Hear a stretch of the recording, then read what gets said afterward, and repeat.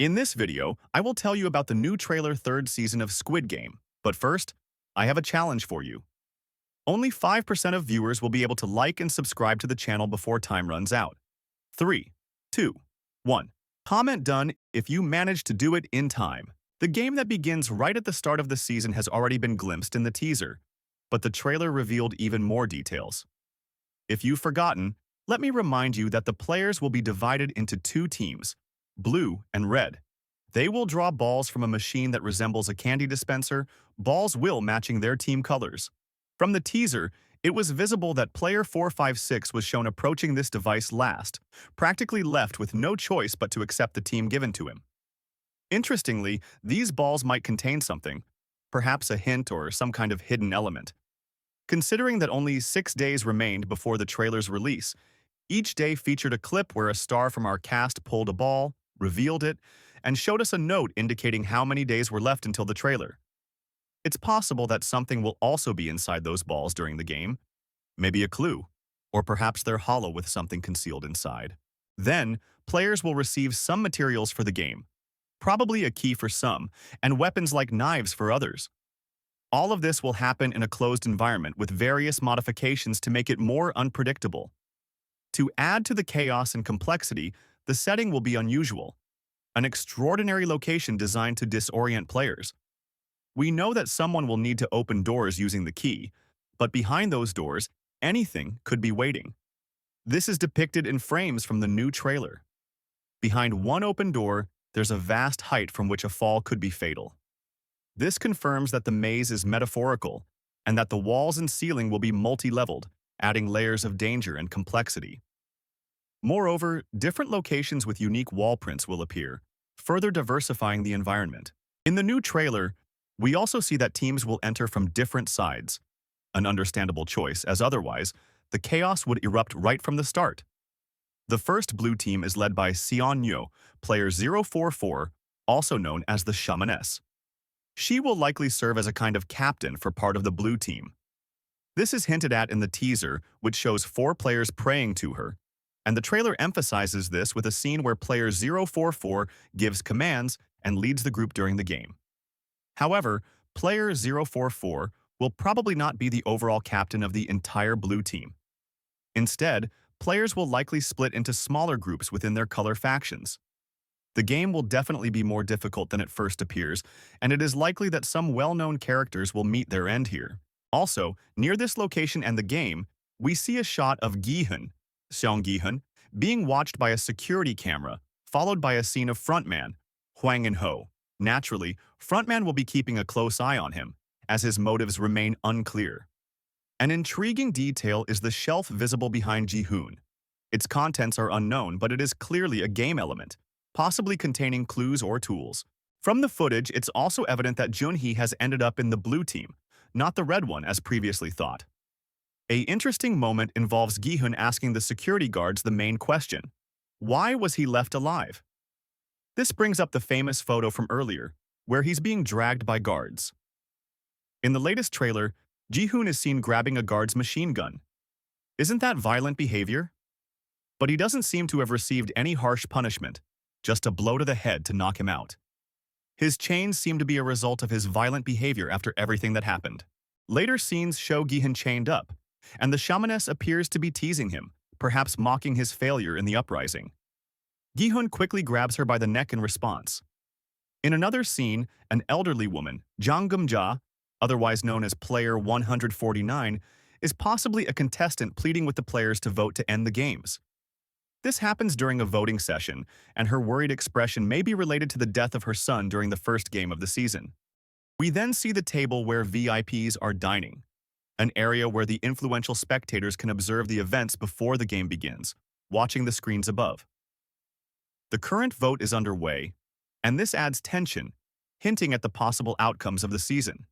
There's also a more detailed shot of Junho, who has penetrated further into the facility, likely reaching the brother's office, painted in dark tones similar to the frontman's chamber. It's worth mentioning Kang No-eul, who has also advanced quite far into the complex. The interior resembles scenes from Junho's scenes, suggesting that perhaps 2 motivated individuals, both seeking to end the games, are operating independently but may eventually meet in the frontman's office. That would be an interesting twist to see how their paths intersect. The trailer then revisits scenes from the initial teaser. Nothing new here, as they're quite familiar. However, the focus is again on voting, with Gi-hun being ceremoniously brought in after the rebellion and a piggy bank almost overflowing with coins. The climax is approaching, and the most exciting part is yet to come. You can be 100% certain that after Season 2 and the main events shown in the first teaser of Season 3, new footage from the upcoming game has been leaked. It features a girl, a boy with a railway semaphore, and scenes of players approaching the girl. The trailer confirmed many speculations and essentially revealed the mechanics of this new game. At first glance, it seems that Im Jong-dae, the old man labeled as Player 100, who leads the group of those wishing to continue playing, will survive the fourth game, which involves the boy and girl immediately following the game with the red and blue vests. In the teaser frames, the old man is seen heading toward the girl, and based on the order of the games, it's likely he will meet his demise here. The entire setting is designed with a night theme, dark, atmospheric, and evocative. Surprisingly, the scene also depicts a sunset, judging by the ceiling design, adding to the mood. The location feels very immersive, with the earth styled as a street, possibly a city alley. Notably, the game will involve a makeshift jump rope, which was pretty obvious from the start. I didn't understand why some people came up with more absurd theories about this. Honestly, it was quite amusing. The game will likely feature two sides, one girl, one boy, on a massive platform suspended at a dizzying height. My impression is that it's roughly on the same level as the glass bridge from the first season, an iconic and dangerous location. Below the platform, the background resembles the first season's poster, an expansive flower field, similar to where a guard dragged a player's body in the promotional image. Everything has fallen into place now. The players will probably be left on a similar elevator to the glass bridge, distinguished by its bright yellow color. The semaphore will give commands to the dolls to swing the jump rope, and players will need to jump over it and reach the end without falling. The goal remains the same: cross to the other side and avoid falling at all costs. At first glance, the game looks simple, but it's likely that the jump rope's movement will accelerate towards the end or become unpredictable, adding an element of danger. Many players will probably fall, as shown in one of the frames, with faces blurred to prevent identification. This suggests that, just like in the glass bridge, players will need to act quickly, and their order might be determined by their number or who arrives first. There are scenes where Gi-hun is seen urging players to his side to speed up their progress. It's possible that multiple players will be on the track simultaneously, leading to provocations and chaos. The trailer shows a moment where Gi-hun looks angrily at player 202, uttering, "What are you doing?" This likely occurs after player 202 crosses the jump rope challenge and begins blocking others, trying to reduce their chances of survival. The game bears a strong resemblance to the one from Season 1, possibly a symbol of the ongoing cycle or a reflection of the persistent theme of survival. It's intriguing whether the Squid Game will be retained as the finale or replaced with something new. Moving forward, the ending has its own nuances.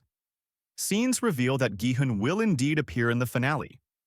We see guards escorting him in an official uniform, indicating his active participation.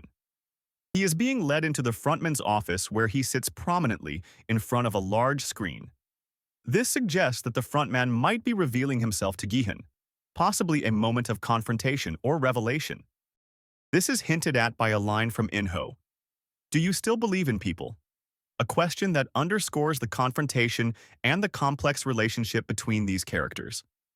The scene hints at a confrontation, a potential revelation, or a pivotal moment that could change the course of the story.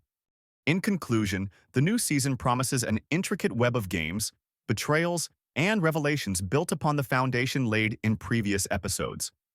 The upcoming episodes will undoubtedly deepen the mystery surrounding the frontman's true motives, the fate of the players, and whether the Squid Game as we know it will end or transform into something even more profound.